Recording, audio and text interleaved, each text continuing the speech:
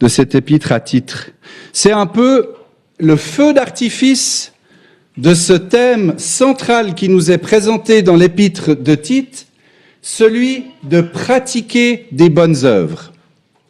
Alors je rappelle que le découpage des livres de la Bible en chapitres n'est pas inspiré, mais dans le chapitre 1er, nous avons une fois la mention des bonnes œuvres. Dans le chapitre 2, nous l'avons 2 fois. Et dans le chapitre 3, nous allons lire ensemble. Il va être parlé 3 fois de la pratique des bonnes œuvres. Et la pratique des bonnes œuvres, frères et sœurs, est un signe distinctif d'une personne qui est convertie et qui veut et qui désire marcher avec Dieu. Et elle fait un contraste entre ce que cette personne était avant sa conversion et ce qu'elle est devenue maintenant, depuis sa conversion, un enfant de Dieu. Et la pratique des bonnes œuvres est une manière aussi de témoigner. Et on a vu dans le chapitre 2 que c'était notamment une manière de témoigner de Tite comme jeune homme vis-à-vis de ceux qui l'entouraient, et d'être cohérent dans sa vie chrétienne et qu'il y ait une cohérence entre ce qu'il dit et ce qu'il pratique. Alors, je vous invite donc à lire cet épître, à ce chapitre 3 que Paul a écrit à Tite, qui avait été laissé en Crète après que Paul y soit allé un moment avec lui. Il l'a laissé seul pour faire un certain nombre de choses, et puis au verset 3, au chapitre 3, il va parler aussi de mener une vie sainte dans le monde, dans le début du chapitre, alors qu'au chapitre 2, on a vu mener une vie sainte dans l'Église. Alors maintenant, lisons ce chapitre 3, au verset 1er. « Rappelle-leur d'être soumis aux principautés et aux autorités, d'être obéissants, d'être prêts à toute bonne œuvre, de n'injurier personne, de n'être pas querelleurs, mais modérés, montrant toute douceur envers tous les hommes. Car nous étions, nous aussi, autrefois, insensés, désobéissants, égarés, asservis à diverses convoitises et voluptés, vivant dans la malice et dans l'envie, haïssables, nous haïssant l'un l'autre. Mais quand la bonté de notre Dieu Sauveur et son amour envers les hommes sont apparus, il nous sauva, non sur le principe d'œuvre accomplie en justice que nous eussions faites, mais selon sa propre miséricorde, par le lavage de la régénération et le renouvellement de l'Esprit Saint qu'il a répandu richement sur nous par Jésus-Christ notre Sauveur, afin que, ayant été justifiés par sa grâce, nous devinssions héritiers, selon l'espérance de la vie éternelle. Cette parole est certaine, et je veux que tu insistes sur ces choses, afin que ceux qui ont cru Dieu s'appliquent à être les premiers dans les bonnes œuvres. Ces choses sont bonnes et utiles aux hommes. Mais évite les folles questions et les généalogies et les contestations et les disputes sur la loi, car elles sont inutiles et vaines. Rejette l'homme sectaire après une première et une seconde admonestation, sachant qu'un tel homme est perverti et pêche, étant condamné par lui-même.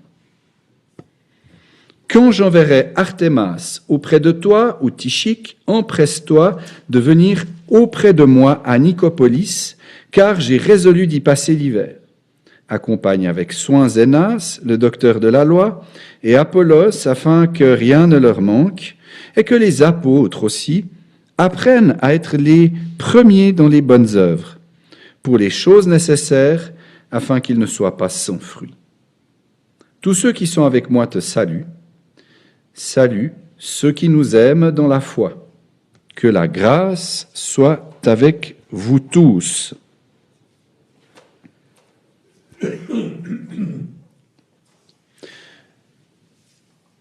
Rapide rappel, chapitre 1, Paul a parlé de l'Église et des qualités nécessaires des anciens en contraste avec les faux prophètes. Dans le chapitre 2, Paul a montré comment mener une vie consacrée à Dieu Et il a parlé aussi, il a aussi montré comment une bonne doctrine peut glorifier Dieu. Comment des hommes et des femmes pécheurs peuvent devenir collectivement, c'est-à-dire en Église, un peuple zélé pour les bonnes œuvres. Et puis, dans le chapitre 3, Paul va encourager les chrétiens à avoir un comportement qui porte du fruit, et particulièrement dans le monde, ce qui se démontre par des bonnes œuvres, ce qu'on va voir ensemble. Et ces bonnes œuvres démontrent la réalité de la vie de Christ dans la personne qui les pratique. Alors, du verset 1 au verset 3 de ce chapitre 3, nous voyons comment mener une vie sainte dans le monde. Ou autrement dit, comment être un bon citoyen? C'est peut-être une question qu'on se pose. Comment est-ce que je peux être un bon citoyen? Alors Paul va rappeler aux gens de Crète que c'est important de mener aussi une vie sainte, non seulement dans l'Église, ça a été le cas du chapitre 2, mais aussi dans nos rapports avec les hommes et les femmes qui composent cette nation et qui composent la communauté large dans laquelle nous évoluons comme chrétiens. Et c'est important de vivre ainsi une vie chrétienne qui soit sainte au milieu d'une génération perverse, n'aimant pas Dieu, voire le rejetant. Et frères et sœurs, plus que nos discours, je crois que c'est notre vie qui parle aux gens. Kimo dit souvent que la vie du missionnaire, il le dit aux équipes quand on va les visiter en Afrique, la vie du missionnaire, elle parle plus que ses paroles. Et je crois que c'est vrai. C'est pas seulement pour les missionnaires, c'est pour tout le monde. Les gens, ils écoutent ce qu'on leur dit, mais surtout, ils regardent. On est observé comme chrétien. Je vois pas très bien. Donc, c'est important pour cela. Et le citoyen chrétien devrait exercer une bonne influence en toute chose au sein de sa communauté, donc au sens large, en démontrant l'amour de Christ par une conduite gracieuse et courtoise, découlant de sa pleine compréhension et de sa connaissance intime de la grâce de Dieu, qui a été mentionnée plus haut. Alors, dans ces 3 premiers versets, on va avoir 7 qualités que devraient posséder les citoyens chrétiens. Et il me semble que ces qualités qui sont mentionnées là, ben oui, c'est des qualités que Paul a écrites pour que Tite les enseigne en Crète, mais il me semble que ces qualités aussi s'appliquent aux croyants de toutes les époques et de toutes les cultures. Alors, la première qualité qu'il est demandé aux chrétiens, rappelle-leur d'être soumis aux principautés et aux autorités, ou être soumis aux magistrats et aux autorités. Ce devoir concerne notre attitude, quel que soit le gouvernement dans notre pays. Et je vous assure que pour nous en Suisse, c'est un peu facile de dire ça. Hein. On peut se plaindre de notre gouvernement, on peut juger que tel et tel n'est pas forcément compétent, qu'il se passe ceci ou cela, mais si on regarde les autres pays du monde, je pense qu'on peut avoir un respect honnête et sincère pour nos autorités, pour ce qu'elles font.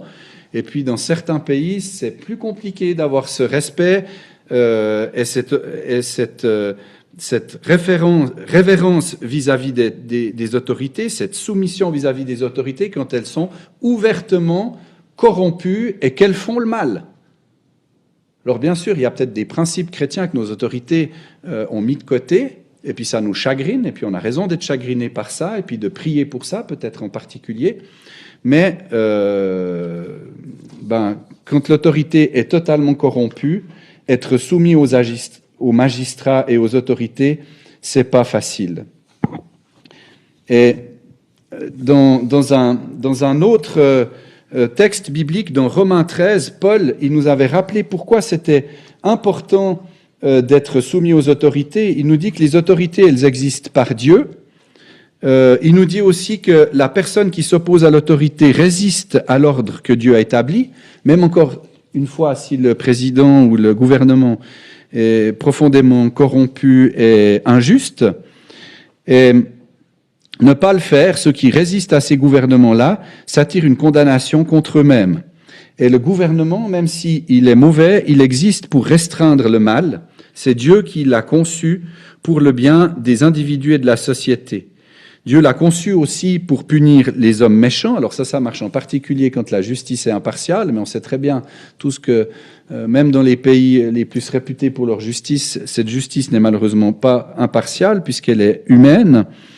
Il est impératif donc de se soumettre par crainte de la punition et par motif de conscience au gouvernement.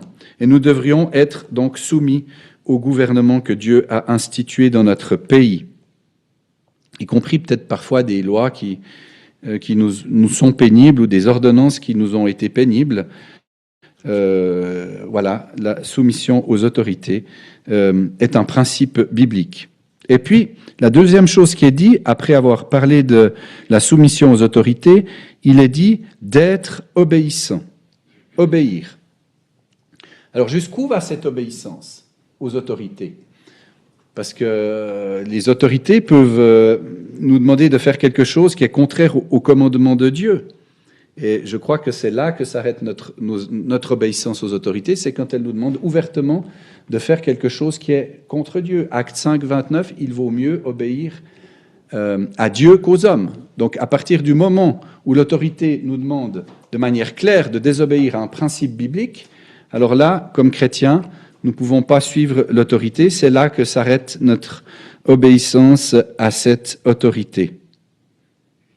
Alors ça veut dire que, surtout aujourd'hui que les lois changent et deviennent toujours plus éloignées de l'éthique chrétienne, que sur certains sujets, on commence à se comporter de manière différente que le monde ou que l'autorité l'imagine, notamment quant au mariage, quant à la vie, en début de vie, on peut penser à l'avortement ou à l'euthanasie en fin de vie, et la consommation aussi de drogue qui est légale dans certains pays, mais que nous croyons comme chrétiens qui fait du mal au corps et donc qui est à proscrire.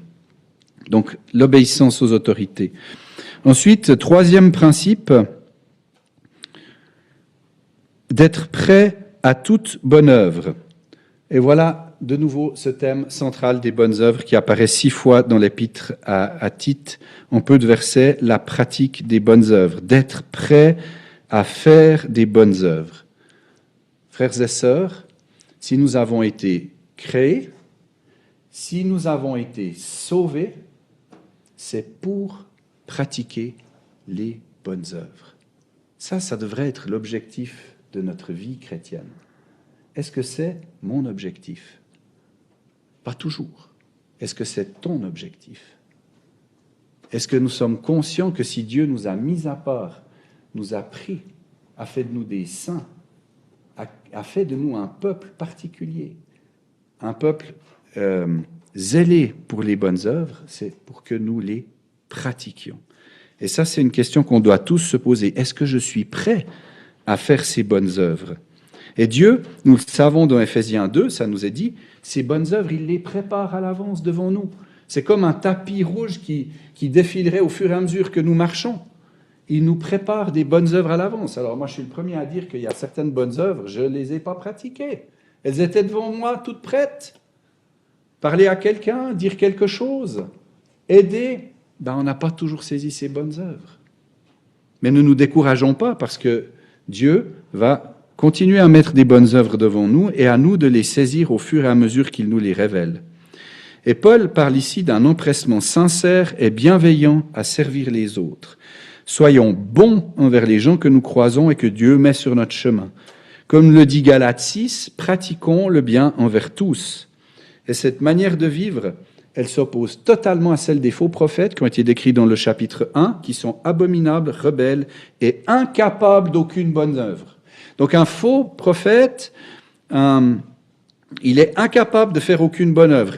Il manifeste par son incapacité à faire une bonne œuvre et à entrer dans le plan de Dieu, il manifeste qui il est vraiment, un faux prophète. Et nous, au contraire, nous sommes des saints, nous avons été mis à part par Dieu pour que nous pratiquions les bonnes œuvres. La quatrième chose qui est demandée, c'est de n'injurier personne.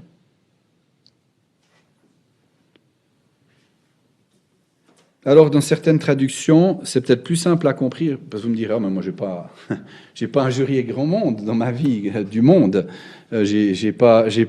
Voilà, et ça vous honore. Mais en fait, ça peut aussi être traduit par ne médire de personne. Et puis alors là, je crois qu'on a tous à grandir et à mettre la médisance de côté. Et la racine du mot qui est utilisée là, c'est intéressant, c'est même blasphémer. Donc, médire, Dieu nous montre que c'est quelque chose de grave à ses yeux, puisque la racine du mot est liée au blasphème. Calomnier, donc dire un mensonge sur quelqu'un, est proscrit, ou médire, dire du mal de quelqu'un, ou traiter quelqu'un avec mépris. Paul nous invite plutôt à prier pour tous les hommes dans 1 Timothée 2. Donc, ne médire de personne. Ne pas être querelleur, cinquièmement. Cinquièmement, ne pas être querelleur dans la Darby ou traduit dans d'autres versions par être pacifique. Amicaux, ça veut dire être amical, être paisible, non agressif envers les perdus. S'il est possible, soyez en paix avec tous les hommes, nous dit Romains 12. J'avais un collègue de travail, c'est pas moi qui lui ai donné ce surnom, il avait été surnommé par certains autres collègues une guerre mondiale par sujet. C'est-à-dire que chaque fois que quelqu'un venait avec lui, c'était la guerre mondiale. Et puis, sans arrêt, il était en procès à peu près contre tous ses voisins. Il passait un temps infini à gérer des procédures pour des histoires aussi incroyables les unes que les autres, et en guerre contre tout ce qui pouvait exister dans l'entreprise comme dans son entourage. Et il y a des caractères de gens qui sont perdus, malheureusement, qui sont comme ça, et peut-être on a tous des caractères un peu différents, c'est peut-être des fois aussi quelque chose qu'on a au fond de nous, d'être toujours sûr d'avoir plus raison que les autres, de chercher la querelle très facilement, d'être agressif. Eh bien, c'est tout le contraire que la parole de Dieu nous demande. Du reste, dans sa 6e recommandation ici, elle nous dit « Soyez plutôt modérés », mais modérés. Modérés, c'est être patient vers les autres, avoir une nature douce et raisonnable qui ne garde pas rancune. Ça, c'est pas toujours facile, ne pas garder rancune contre quelqu'un, même si peut-être il y a eu des accrocs dans le passé, ne pas garder rancune. Confier cela au Seigneur, mais accorder aux autres le bénéfice du doute. Parce que très souvent, on imagine que tel et tel a dit ceci à cause de telle et telle intention, et puis on croit tout savoir. Puis quand on discute avec la personne, on se rend compte que ce n'était pas du tout ce qu'on pensait. Puis on se monte un petit peu des pensées dans la tête, en se disant oui, mais s'il a eu telle réaction, puis il m'a pas parlé dans cette situation, donc ça veut dire ceci, et puis ça veut dire cela. Et puis on est très prompt les uns les autres, je crois, des fois, dans certaines situations, à se monter un petit peu des châteaux de pensée dans notre tête qui correspondent pas forcément à la réalité, puis à être convaincu que l'autre pense ceci ou cela sur nous. Ben non, la parole de Dieu nous invite à accorder aux autres le bénéfice du doute, à être modéré, doux et raisonnable. Et septièmement, montrant toute douceur envers tous les hommes. Donc d'avoir la considération pour les autres, et ce terme est traduit dans la version Sommer par amabilité. Notre exemple est Christ qui était doux et humble de cœur. Et la douceur aussi, je vous rappelle qu'elle fait partie du fruit de l'esprit, donc c'est quelque chose que nous sommes aussi appelés à manifester vis-à-vis des autres. Alors ça, c'est ce que nous sommes appelés à être dans notre vie chrétienne de citoyen. Être soumis aux autorités, être obéissant, être prêt à toute bonne œuvre, ne pas médire, être pacifique, être modéré, être plein de douceur. Ça, c'est ce qui nous est demandé. D'accord, c'est tout un programme. C'est ce que l'apôtre Paul enseigne à Tite. Et il devait l'enseigner aux Crétois. Et vous vous rappelez qu'est-ce qu'il dit des Crétois au chapitre 1? C'est des mauvaises bêtes.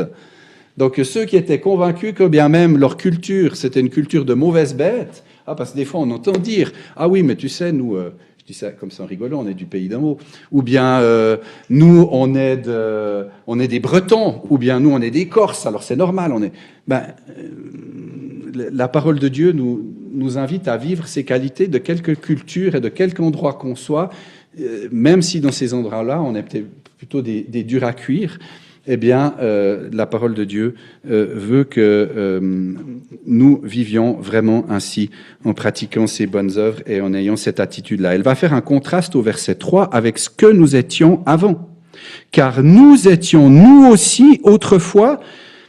Et puis là, il va faire va donner de nouveau 7 caractéristiques.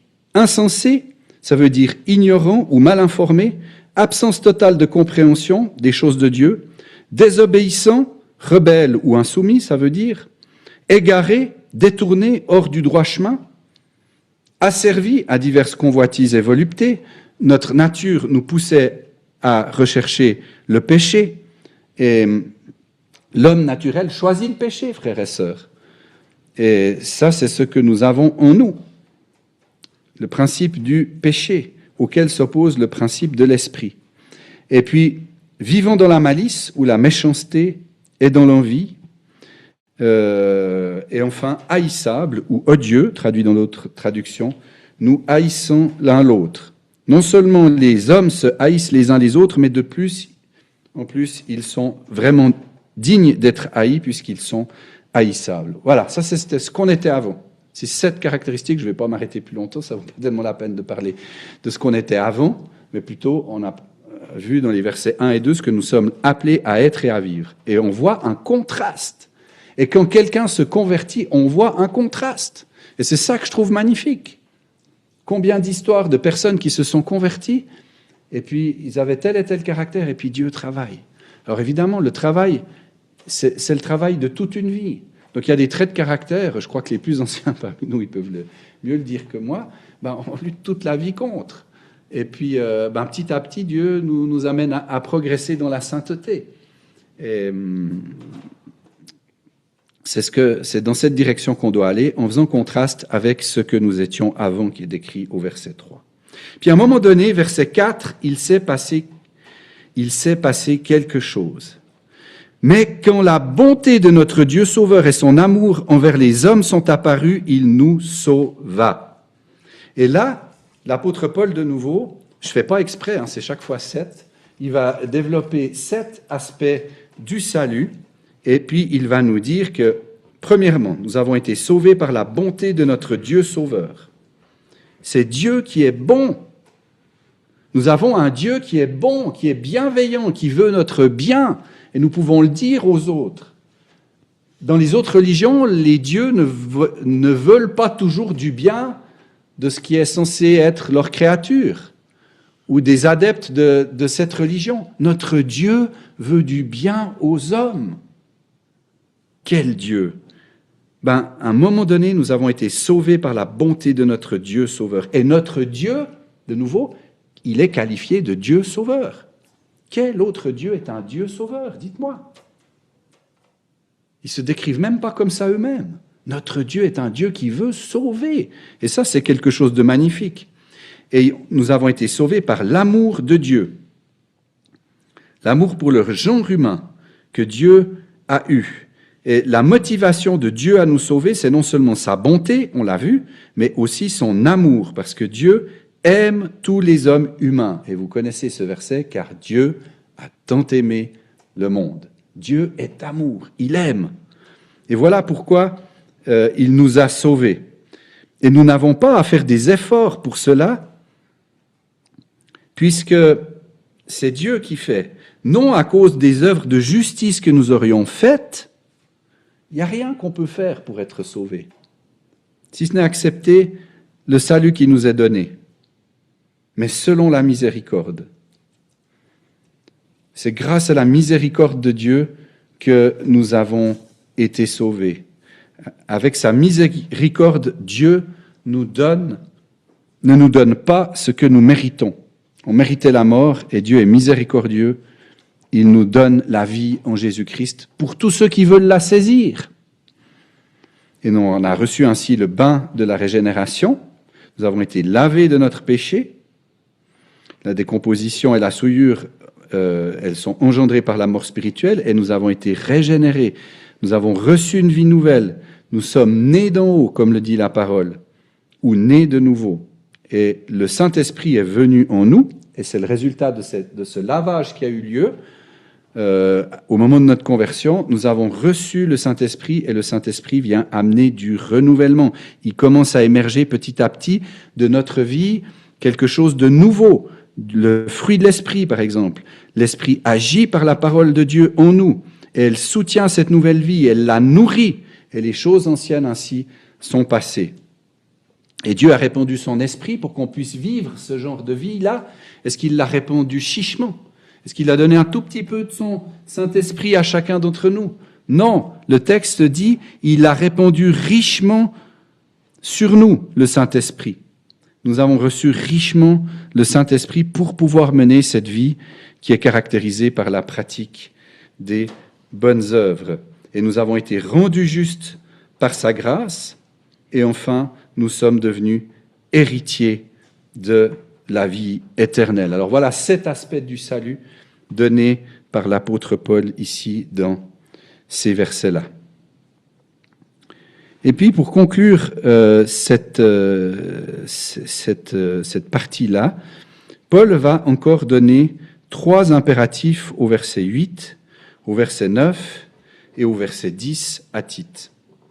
Premier impératif, verset 8, insiste sur ces choses. Deuxième impératif au verset 9, évite les folles questions. Et au verset 10, rejette l'homme sectaire. Je veux que tu insistes sur ces choses, la première chose qu'il développe. Ces choses, ça fait allusion, à mon sens, à tout ce qui précède, à tout ce que Paul a enseigné depuis le début de cette lettre. Et en particulier à comment se comporter dans l'Église et dans le monde. Insiste sur ces choses-là. Parce que je vous rappelle, les Crétois, ils ne savaient pas qu'est-ce que ça voulait dire être chrétien. La plupart d'entre nous, nous avons la chance d'être nés dans une famille chrétienne, nous avons vu nos parents se conduire, et puis, tout en restant des humains faillibles, ils ont pu nous montrer un chemin sur qu'est-ce que ça veut dire être chrétien, sur comment vivre comme chrétien. Mais pensez à des gens qui sont en Crète, qui n'ont jamais vu de chrétien, et puis tout d'un coup, ils reçoivent Christ. On fait comment pour être chrétien? On fait comment pour être chrétien? C'est quoi les caractéristiques d'un chrétien? On n'a pas d'exemple. Il faut que Tite insiste sur ces choses, et puis revienne régulièrement sur ces choses-là pour leur dire qu'est-ce que ça veut dire être chrétien dans votre vie. Et c'est pour ça qu'il insiste et il demande de parler de comment vivre dans l'Église, de comment vivre dans la société, parce qu'ils n'ont pas d'exemple. Nous, on a la chance d'avoir quelques exemples, c'est vrai. Peut-être parfois sont-ils pas toujours aussi bons que ce qu'on voudrait, mais quels exemples serons-nous pour ceux qui suivront? C'est important d'avoir des exemples. Et quand on n'en a pas, il faut aussi insister sur ces choses. Et probablement que c'est aussi important de pouvoir le faire dans le cadre de l'Église. J'ai parlé quelques fois avec des gens qui n'ont pas du tout été élevés dans la foi chrétienne. Lorsqu'ils ont des enfants, ils ont souvent cette question, mais comment les éduquer dans la foi chrétienne? Vous, ça vous semble peut-être évident, parce que c'est quelque chose que vous avez peut-être vécu dans le cadre de votre famille, par vos parents, vos grands-parents, qui l'ont fait vis-à-vis de vos parents. Mais des personnes qui n'ont pas de référence, comment éduquer des enfants dans la foi chrétienne? Comment les conduire à Christ? Comment appliquer des principes chrétiens dans notre éducation? C'est pas facile. Ça peut nous sembler évident. Voilà pourquoi il faut aussi insister. Donc, pour Tite, mais aussi certainement pour nous, parfois, on devrait peut-être plus enseigner parfois des choses pratiques sur comment vivre comme chrétien dans la société, dans l'Église. Et puis, j'ai parlé en particulier de l'éducation des enfants. C'est pas le thème dans Tite, mais je pense aussi que c'est un thème où souvent les gens qui ont pas forcément un héritage chrétien se posent des questions sur comment est-ce que je peux vivre ça, comment je dois le vivre. Verset 9, évite les folles questions, les généalogies et les contestations. Évite, ça veut dire se détourner. Les folles questions ici, probablement c'est des questions folles d'ordre philosophique ou théologique, où il y a eu des grandes discussions, et puis où ces théories-là reposent plus sur la sagesse humaine que sur la Bible. Ben, ces questions-là, évite-les. Les généalogies, Paul y pense ici aux nombreuses interprétations fantaisistes et allégoriques des généalogies qui ont fasciné les Juifs durant des siècles et qui continuent encore à les fasciner. Ça, c'est peut-être un élément plus lié à la culture juive. Il dit non, évite ces questions-là. Puis les contestations, c'est les querelles, les rivalités égocentriques et les disputes sur la vérité. Au contraire, s'il doit éviter ça, Paul doit insister sur ces choses qui sont bonnes, utiles, c'est-à-dire profitables aux hommes. Tandis que les choses folles, les généalogies, les contestations, c'est inutile et vain. Verset 10, rejeter l'homme sectaire. L'homme sectaire, c'est qui? C'est celui qui provoque des divisions. Rejette, ça veut dire repousse ou éloigne-toi-en. Et après une première et une seconde admonestation. Et ça, j'ai trouvé intéressant. Le rejet ne doit pas être immédiat. Des fois, peut-être dans les assemblées, on a été très lent ou alors très rapide. C'est-à-dire, peut-être des fois, on a rejeté très rapidement les gens, et puis d'autres fois, il n'y a probablement pas eu une première et une deuxième admonestation, ça a duré très longtemps. Eh bien, ce passage nous montre que quand quelqu'un a la caractéristique d'un homme sectaire, il doit y avoir une première admonestation, il doit y avoir une deuxième, et c'est seulement après la deuxième admonestation, c'est-à-dire après la deuxième fois on dit quelque chose à cette personne qu'il peut y avoir rejet. Et je trouve ça intéressant, parce que ça doit pousser la personne à réfléchir. Si elle a ces caractéristiques-là et ce comportement-là, il doit y avoir un premier et un deuxième avertissement. Puis si à partir du deuxième avertissement, il n'y a pas de changement et cette personne continue dans sa voie de provoquer des divisions, eh bien, la parole de Dieu nous invite à rejeter cette personne. Mais après des avertissements. Et ça me paraît très important. Sachant qu'un tel homme est perverti et pêche, qu'il est condamné par lui-même. Perverti, on pourrait même traduire par tordu, c'est un tordu. Et il pêche constamment par ses paroles et par ses actions. C'est ce que nous dit le verset 11. Et puis nous arrivons à la conclusion, à la bénédiction du verset 12 au verset 15. Et ça, c'est intéressant dans la manière de faire de l'apôtre Paul. L'apôtre Paul, il est venu en Crète, il a sans doute aidé Tite un bout, puis après il a laissé Tite tout seul. Il est parti, l'apôtre Paul, pour ailleurs. Puis maintenant, il dit à Tite, il faut que tu reviennes vers moi. Puis moi, verset 12, j'enverrai Artémas auprès de toi ou Tychik. Donc, l'apôtre Paul, il n'y a pas beaucoup d'années là. Il est venu, il est la génération 1, il a transmis à la génération 2 à Tite, puis il dit déjà à Tite, il va falloir que tu reviennes vers moi, puis on va former la génération 3. Mais c'est incroyable en si peu de temps. Et ça, je trouve, pour l'Église et pour la mission, moi, ça me parle beaucoup de voir cette rapidité à vouloir former des gens et puis les laisser dans des responsabilités qui ne sont pas forcément simples. Hein. On a vu pour Tite, c'est pas simple d'être en Crète, c'est pas des gens faciles. Eh bien, il est déjà en train de parler que Tite va devoir arrêter son travail là-bas pour revenir vers Paul et puis qu'il enverra d'autres personnes. Donc Artémas, c'est sans doute un grec, de par ce prénom-là, hein, la racine du prénom est grecque, donc c'est probablement un grec converti, mais qui est mentionné nulle part ailleurs dans la Bible, donc on ne sait pas grand-chose de lui, si ce n'est que l'apôtre Paul l'estime capable de prendre sa relève. Donc c'est déjà pas rien. Et puis ensuite, il y a Tychik. Alors lui, on le connaît un peu plus parce qu'il a accompagné Paul à Corinthe. On voit ça dans Actes 20, verset 4. On voit aussi en Colossiens 4, verset 7, que c'est lui qui a livré la lettre de Paul aux Colossiens. Et puis que probablement, d'après Éphésiens 6, 20, il a aussi amené la lettre aux Éphésiens. Et il est décrit dans plusieurs passages comme étant quelqu'un de fidèle, de bien-aimé. C'est un bien-aimé frère, un compagnon de service, un fidèle ministre. Donc visiblement, il a des grandes qualités de fidélité. C'est pour ça que l'apôtre Paul l'estime capable de prendre la relève en Crète. Alors, il dit au verset 12, empresse-toi de venir auprès de moi à Nicopolis. Nicopolis, c'est en Grèce, à côté de la mer Adriatique. Et probablement, c'est à peu près à 700 km de la Crète, donc c'est pas tout près. Surtout pas avec les moyens de transport qu'ils avaient avant. Il n'y avait pas EasyJet pour faire Crète jusque vers Nicopolis. Donc 700 km à faire. Et peut-être que Paul y est déjà, oui, en tout cas, il projette d'y aller, et puis c'est en tout cas le point de rencontre. Et il va faire encore 2 recommandations à Tite à ce moment-là. Il va lui dire accompagne avec soin Zénas, le docteur de la loi, et Apollos, afin que rien ne leur manque.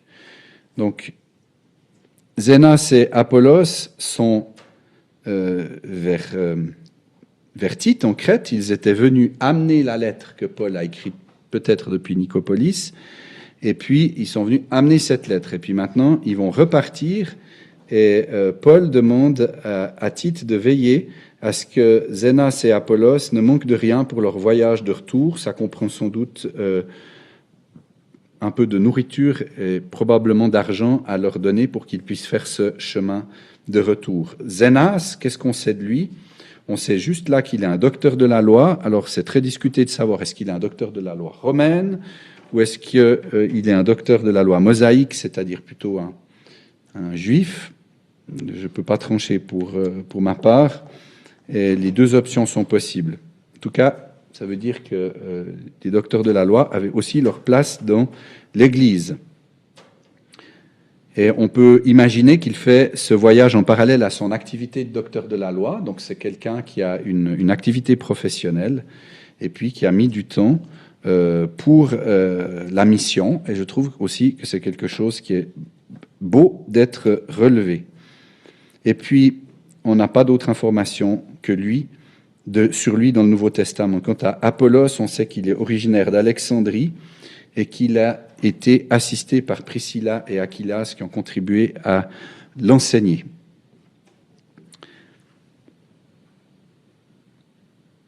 Alors, en veillant à cet accompagnement de Zénas et Apollos, au verset 14, à la fin du verset 13, il dit afin que rien ne leur manque, donc il faut qu'ils manquent de rien pour faire ce voyage de retour, et que les nôtres aussi apprennent à être les premiers dans les bonnes œuvres pour les choses nécessaires afin qu'ils ne soient pas sans fruit. Donc, ça veut dire que l'apôtre Paul juge que pour Tite et les assemblées de Crète de contribuer à se préoccupé du voyage de retour de Zénas et d'Apollos, c'était une manière de pratiquer les bonnes œuvres. C'était une bonne œuvre. Et puis que finalement, les nôtres, c'est-à-dire les gens de la foi, ils doivent être les premiers dans les bonnes œuvres. Et ils portent ainsi du fruit s'ils contribuent et ils aident à cet accompagnement. Pratiquer les bonnes œuvres est une manière de porter du fruit. Alors, voilà, frères et sœurs, quelques éléments sur cette épître que Paul a écrit à Tite. On a vu l'importance de la pratique des bonnes œuvres. On a vu aussi ce qu'on était avant, pas très beau, et puis ce qu'on est appelé à vivre maintenant. Puis, on a vu 7 caractéristiques du chrétien dans la société. On a vu aussi 3 impératifs. Puis il y a toujours un danger quand on voit ces impératifs, puis quand on voit ces 7 qualités qui nous est demandé de porter, de vivre, c'est d'être légaliste. C'est-à-dire, ça, il faut que je fasse. Et puis, on a une tendance humaine à vouloir vivre ces choses qu'on vient de développer ensemble, à vouloir les vivre avec nos propres forces et avec notre propre chair. Et puis ça, c'est profondément ancré en nous. Et c'est pas facile de se battre là contre. Essayez d'être aimable envers tous les hommes avec vos propres forces. Moi, j'y arriverai pas longtemps, je peux vous dire. Vous, je sais pas, vous êtes peut-être plus aimable que moi. Mais avec nos propres forces et sur la base de la chair, c'est pas possible. C'est pas possible de vivre cette vie-là. Vivre ces impératifs, c'est pas possible sur la base de notre propre chair. On doit compter sur le Seigneur. On doit compter sur la force qu'il nous donne, sur le Saint-Esprit qui est en nous. Puis concrètement, qu'est-ce que ça veut dire? Seigneur, j'ai parlé de l'amabilité envers tous les hommes. Seigneur, j'ai vraiment de la peine à être aimable envers telle ou telle personne. J'en suis pas capable. Elle m'énerve. Ça nous arrive tous. Mais Seigneur, j'ai besoin de toi. Toi, tu l'aimes. Toi, tu la vois. Elle n'est peut-être pas sauvée, mais toi, tu l'as aimée. Elle fait partie de tous les hommes du monde que tu as aimés. Aide-moi à la voir comme toi, tu la vois. Aide-moi à avoir une bonne réaction lorsque je la vois. Être capable de lui dire bonjour, être capable de lui dire une parole bienveillante. J'en suis pas capable avec mes propres forces. C'est plus fort que moi. J'aurais juste envie de dire quelque chose qui me passe par la tête quand je la vois. Mais Seigneur, j'en suis pas capable et j'ai besoin de toi. Et je crois vraiment quand on lit ces impératifs, quand on lit ce que Dieu nous demande de vivre et d'être, plutôt que de le prendre comme un gros poids, puis comme des grosses pierres qu'on met sur nous, puis c'est lourd, mais je dois être aimable, mais qu'est-ce que c'est difficile, je vais jamais y arriver, c'est trop difficile pour moi, surtout avec cette personne. Seigneur, je suis pas capable. Et je sais que c'est possible parce que tu vis en moi. Je sais que c'est possible parce que tu m'as donné ton esprit. Et je veux compter sur cette force que tu as mis en moi, sur cette personne qui est en moi pour vivre ce genre de vie-là, parce que moi, j'en suis pas capable. Et quand on voit ces impératifs, et quand on voit ces exhortations, frères et sœurs, c'est ça qu'il faut qu'on pense. On ne demande pas de pratiquer une vie légaliste avec nos propres forces, mais de compter sur le Seigneur pour vivre un genre de vie chrétienne qui fait le contraste avec ce qu'on était avant, avec ces 7 choses qu'on a vues qui ne sont pas tant belles, à faire un contraste et puis à vraiment pratiquer les bonnes œuvres. Parce que les croyants pratiquent les bonnes œuvres, ça devrait être une marque distinctive de ceux qui appartiennent au Seigneur et qui ont été formés par lui comme un peuple. Et ce peuple, il est appelé à être zélé pour les bonnes œuvres. Je prie que chacun d'entre nous, nous ayons ce désir profond d'être zélés pour les bonnes œuvres, tant individuellement que collectivement, et non pas pour nous mettre en avant, mais pour la gloire de Dieu.